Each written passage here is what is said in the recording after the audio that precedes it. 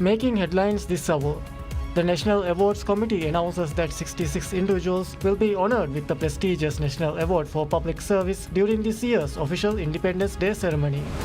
Bank of Maldives BML expands its banking network by opening 7 additional branches as part of its ongoing efforts to provide banking service to communities across the Maldives.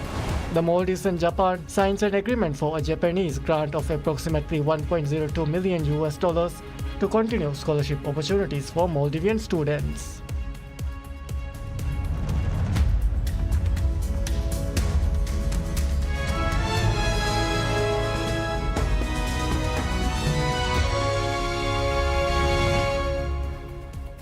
Bismillahirrahmanirrahim. Assalamu alaikum and welcome to PSM News in English with me, Idham Naim. The National Awards Committee announces that 66 individuals will be honored with the prestigious National Award for Public Service during this year's official Independence Day ceremony.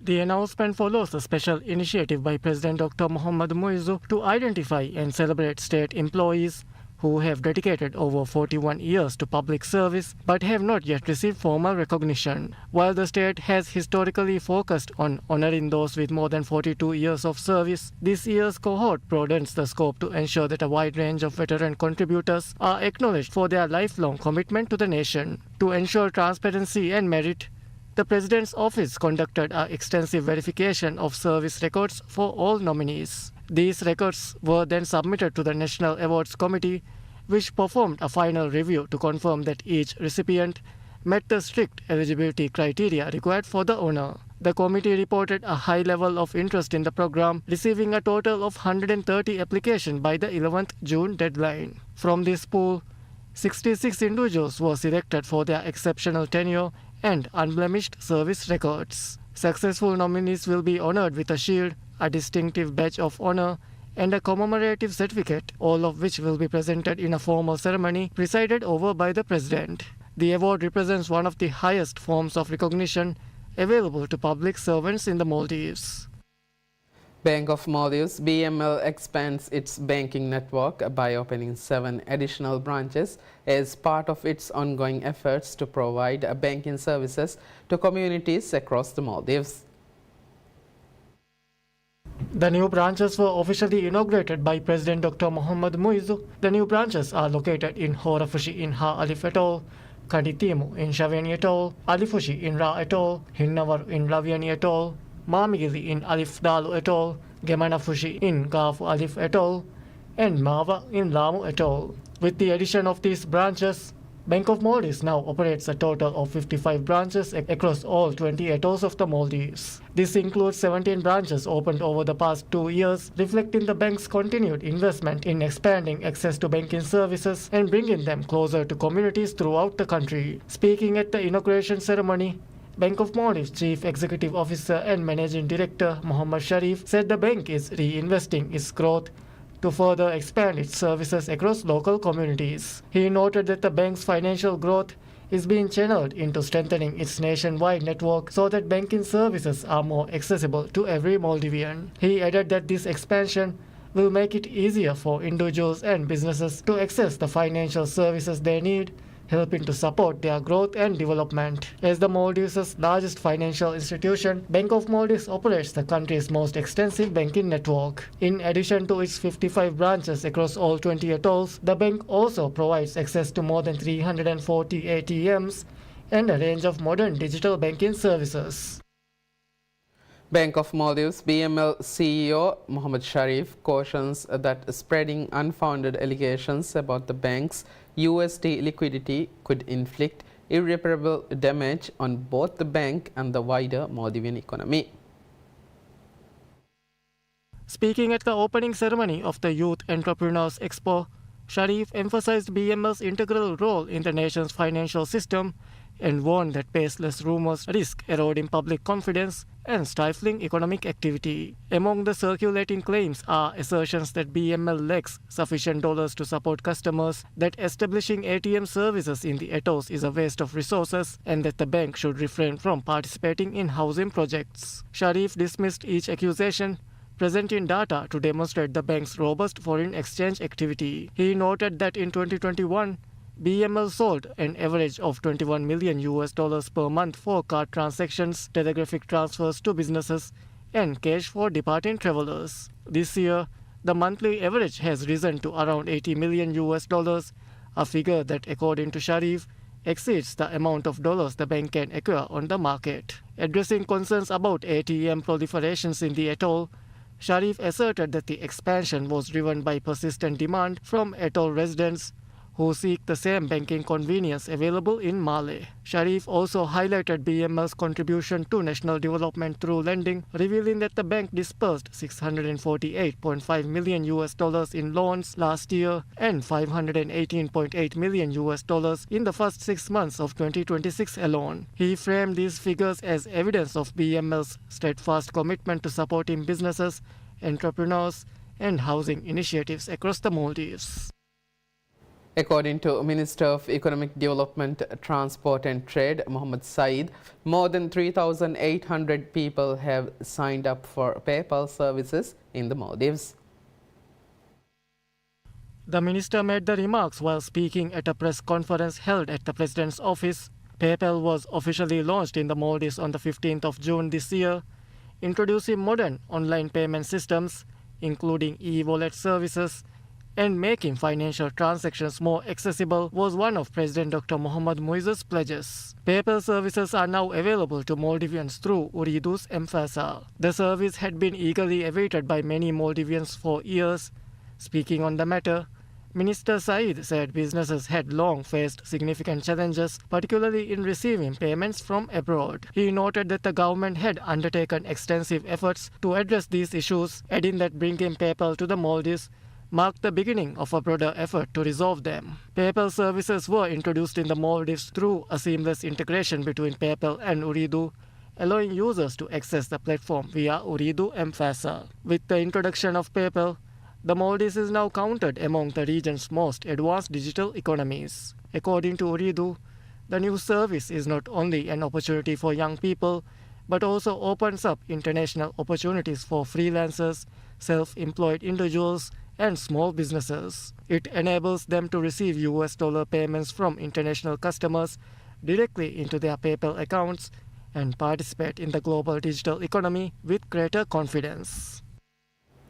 Vice President Hussein Mohammad Latif states during a special ceremony held to honor the presenters and analysts participating in the coverage that public service media successfully ensured that Maldivians were not deprived of the excitement of the grand football festival of FIFA World Cup 2026 by actively including them in the festivities, stating that it is a commendable effort deserving of gratitude. Officiating at the television building, the Vice President noted that the network's exclusive programs conveyed significant information to both the public and himself. The Vice President credited the staff's rigor for the broadcast's success, noting that the inclusion of live Divehi language commentary on the Voice of Maldives is a pivotal service for the visually impaired. Managing Director Ahmad Shakib, Deputy Managing Director Yamin Rashid, corporate board members and senior management executives attended this celebratory event at the television building to recognize these operational achievements. In appreciation of the arduous labor required to perfect the broadcast, the Vice President presented commemorative plaques to television professionals and radio commentators from the Voice of Maldives. The Maldives strongly condemns the recent ballistic missile attacks targeting civilian sites in Saudi Arabia, describing them as a serious violation of the kingdom's sovereignty and a threat to regional stability. In a statement issued by the Ministry of Foreign Affairs, the Maldivian government said the attacks constituted a blatant violation of Saudi Arabia's sovereignty and territorial integrity, and warned that such actions undermine peace and security across the region.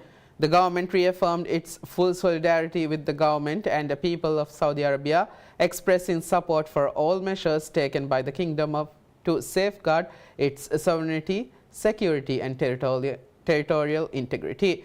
The Maldives also stressed the importance of continued dialogue and diplomacy, saying sustained diplomatic engagement is essential to consolidate recent progress, prevent renewed retentions, and preserve peace, security, and stability in the region. The Maldives and Japan signs an agreement for a Japanese grant of approximately 1.02 million US dollars to continue scholarship opportunities for Maldivian students under the Japanese Project for Human Resource Development Scholarship JDS in the upcoming fiscal year.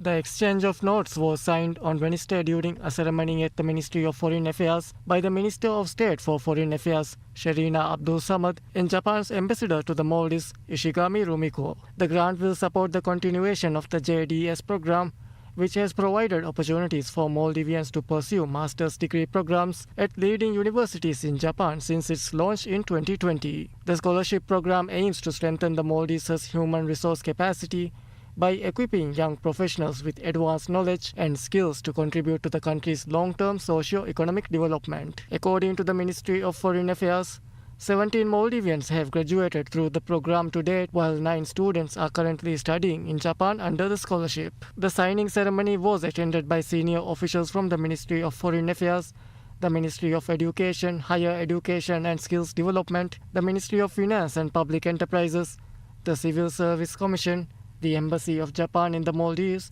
and the Japan International Cooperation Agency. Japan has remained one of the Maldives' long-standing development partners, supporting projects across education, infrastructure, disaster resilience, and capacity building. The continuation of the JDS program reflects the two countries' ongoing cooperation in developing skilled human resources for the Maldives' future.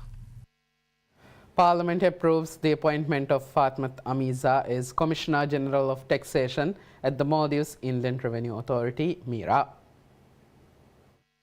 The appointment was approved following a parliamentary vote on President Dr. Mohammad Muiz's nomination for the post. The position became vacant after the resignation of Hassan Zarir, who stepped down following his appointment by the President as Minister of Finance and Public Enterprises. Following an open application process, the President submitted the names of 2 shortlisted candidates to the Parliament for consideration, Muhammad Halim Abdullah of Sada Takandu Ha Alif et al. And Fatmat Amiza of Kozi Road, Gaddu in Gafdal et al. The Parliament's Economic Committee assessed both candidates and awarded the highest score to Amiza. She received a score of 92.44%, while Halim scored 82.89%. The committee unanimously agreed that both candidates were qualified for the position. After presenting its report to Parliament, the committee's recommendations were put to separate votes. Amiza's appointment as Commissioner General of Taxation was approved unanimously by all 64 members present at the sitting. The Judicial Service Commission introduces a new regulation establishing formal procedures for the removal of chief judges across the Maldives. This framework codifies the Commission's statutory mandate to evaluate the competence and performance of the Chief Justice, Supreme Court justices, and the broader judiciary. Beyond oversight, the Commission remains responsible for investigating complaints, executing disciplinary measures, and submitting recommendations to the Parliament regarding the formal dismissal of judicial officials. While earlier frameworks formulated by the Commission lacked specific provisions regarding judge removal, this newly published regulation addressed that omission. The rules empower the Commission to dismiss a chief judge should such action be deemed necessary to strengthen the administration of a court. Although the Commission has routinely enforced disciplinary actions for ethical and behavioral misconduct, this specific authority to remove judges from their posts remained absent until now. The regulation governing the procedures for appointing and removing chief judges of the court dictates that candidates for chief judge positions must be appointed through a majority vote of the Commission's members. This determination follows a rigorous evaluation of the candidate's education, professional experience, ethical standing, and overall capability. The regulation enshrines detailed instruction governing the conduct of members during application and interview stages. This framework applies to leaderships across the High Court of the Maldives, superior courts, and regional judicial districts, clarifying the governance of these critical positions within the judiciary. Minister of Fisheries, Agriculture and Ocean Resources Ahmad Shyam says the government has begun work to establish arrangements that will allow fishermen to sell reef fish directly to resorts. Minister Shyam said the newly established Maldives Fisheries and Ocean Resources Marketing and Promotion Corporation MFOR-MPC, created to promote the fisheries sector, is introducing a dedicated brand for Maldivian fish products. The corporation aims to position these products as premium offerings in both domestic and international markets, while also identifying new export opportunities. Responding to a question from Kendu parliamentarian Mauroof Zakir in Parliament, Minister Shyam said the ministry continues to receive complaints from fishermen, particularly those operating around the Greater Malé area and regions with a high concentration of resorts, about the difficulties they face in selling fish directly to resorts. He noted that resolving this issue is one of President Dr. Mohammad Muiz's key priorities. The minister said the Fisheries Promotion Company is already working to put in place arrangements that would enable fishermen in some areas to sell fish directly to resorts. While a complete solution has yet to be achieved, he said the company is also working to improve access to the domestic market alongside expanding international marketing opportunities. Turning to challenges faced by yellowfin tuna fishermen, Shyam said work has been awarded to build a 100 metric ton yellowfin tuna processing facility in Hulumale. He described the project as one of the government's most important long-term initiatives to provide a lasting solution to problems facing the yellowfin tuna industry. According to the minister, construction of the facility is expected to be completed within 18 months. He also said the government remains committed to expanding the volume of yellowfin tuna purchased by the Maldives Industrial Fisheries Company MIFCO and fulfilling commitments made to fishermen. The yellowfin tuna processing and storage facility is being developed jointly by the government and the Islamic Development Bank ISDB. The project had originally been planned for Kandiogiri, but after land became available in Hulumale, the government decided to relocate the facility there. The project is being financed through a loan from the Islamic Development Bank.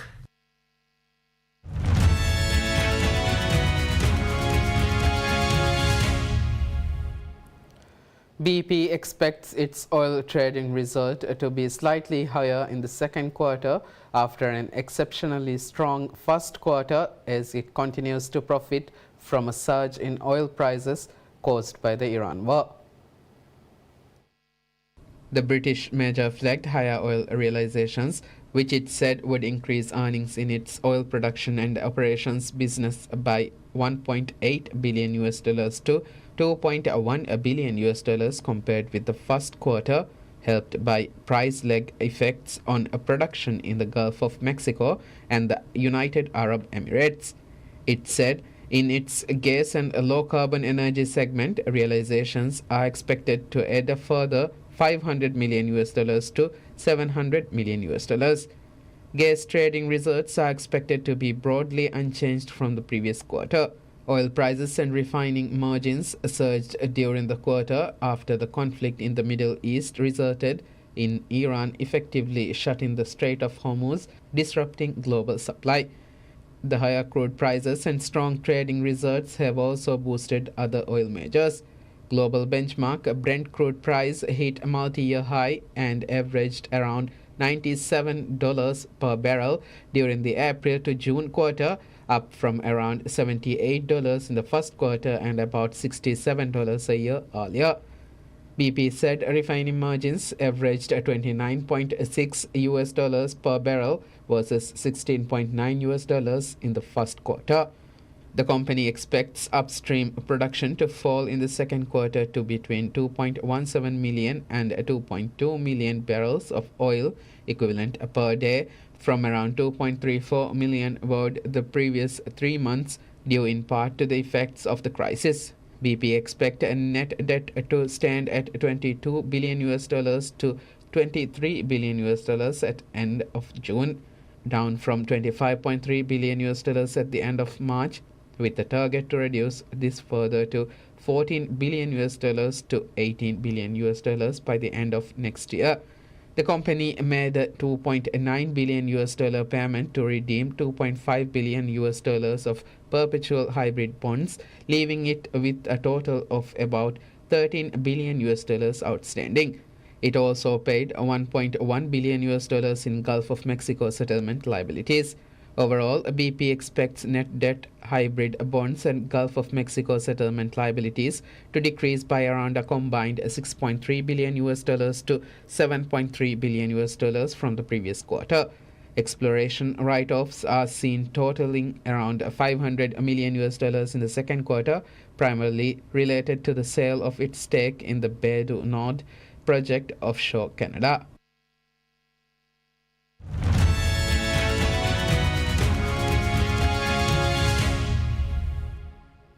Iranian state broadcaster IRIB says Iran's Islamic Revolutionary Guard Corps IRGC fired missiles towards U.S. bases in the region. Footage released on Tuesday shows Fatah Khaybar Sheikhan Fateh 110 and Zulfikar missiles launched towards predetermined targets, according to IRGC. Reuters could not verify the location or date when the video was recorded, but no other versions of the video were found posted online before July 14th. The target of the missile seen in the video also could not be verified. No signs of manipulation could be detected. Iran and the United States launched new attacks on Tuesday as they battled over control of the Strait of Hormuz. Prime Minister Anthony Albanese announces in an address in Sydney that Australia will create an office at the heart of government to manage the development of AI standards, seeking to balance the need to attract investment with effective regulation. The Office of AI will be established within the Department of the Prime Minister and Cabinet and ensure whole-of-government approach across different ministries. So it is only natural that up until now our response has been issue by issue, sector by sector. But just as government developed coordinated approaches for other significant technologies, from civil aviation in the 1920s to genetics in the 1990s, we must do this with AI as well. Effective today, I am establishing the Office of AI in my own department of the Prime Minister and Cabinet. The announcement comes as Australia seeks to position itself as an AI leader and a global hub for data centers while facing calls for tougher regulation as the technology spreads through the economy. Australia currently does not have any specific AI laws and instead relies on a range of privacy and consumer protection laws as well as a voluntary AI ethics framework.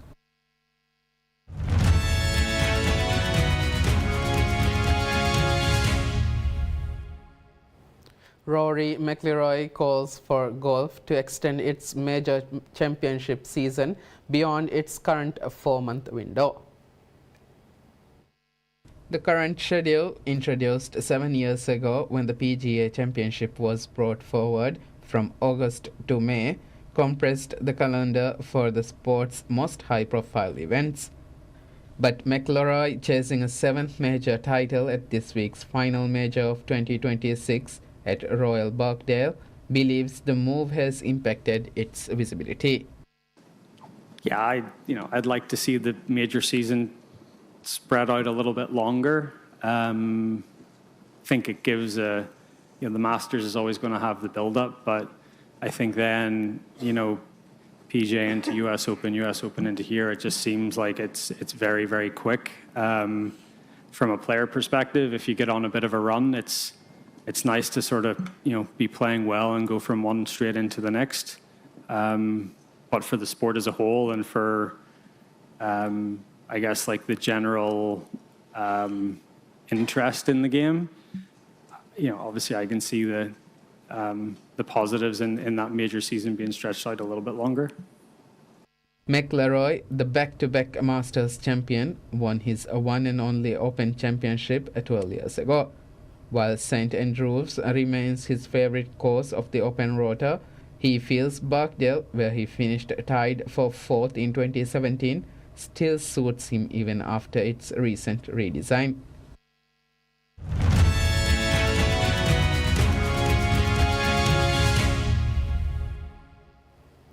World Cup memorabilia, including game-used balls, team-signed jerseys, and items linked to the first-ever World Cup final halftime show, goes under the hammer at Christie's later this month in a charity auction benefiting the FIFA Global Citizen Education Fund.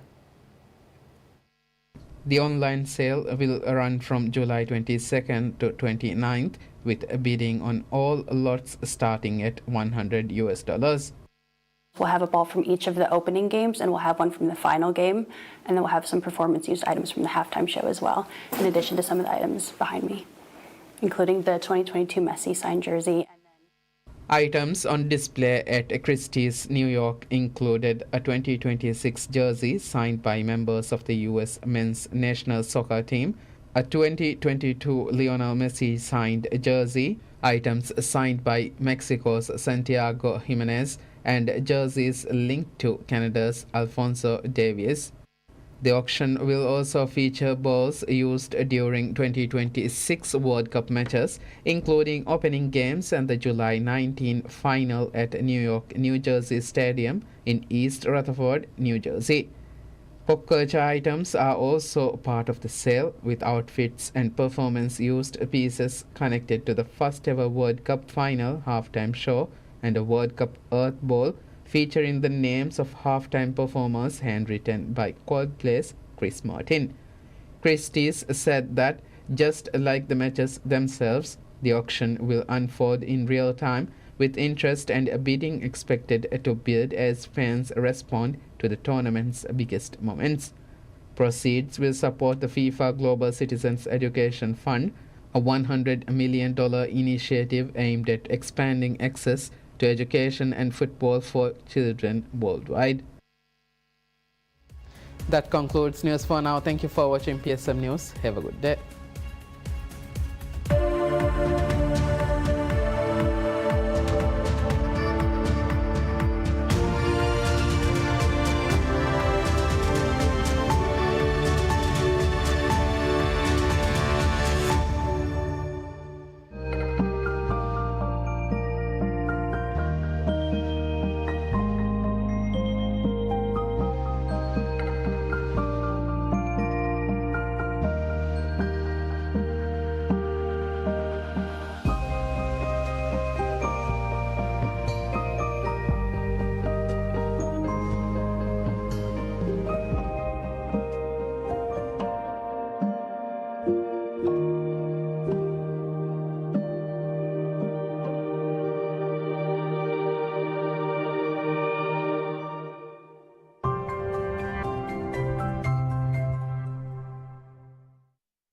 Control of the ball.